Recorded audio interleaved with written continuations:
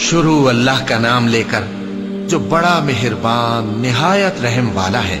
اے پیغمبر صلی اللہ علیہ وآلہ وسلم، اپنے پروردگار عالی شان کے نام کی تسبیح کرو، جس نے انسان کو بنایا، پھر اس کے اعضاء کو درست کیا، اور جس نے اس کا اندازہ ٹھہرایا، پھر اس کو رستہ بتایا، اور جس نے چارہ اگایا، پھر اس کو سیاہ رنگ کا کوڑا کر دیا۔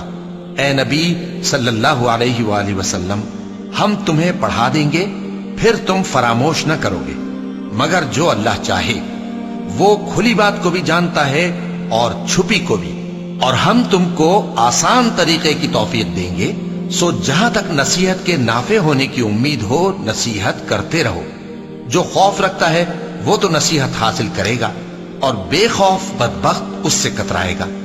جو بڑی تیز آگ میں داخل ہوگا، پھر وہاں نہ مرے گا اور نہ جیے گا۔ بے شک وہ مراد کو پہنچ گیا جو پاک ہوا، اور اپنے پروردگار کا نام لیتا رہا اور نماز پڑھتا رہا۔ بات یہ ہے کہ تم لوگ تو دنیا کی زندگی کو ترجیح دیتے ہو، حالانکہ آخرت بہت بہتر اور ہمیشہ باقی رہنے والی ہے۔ یہی بات پہلے صحیفوں میں بھی درج ہے، یعنی ابراہیم اور موسیٰ کے صحیفوں میں۔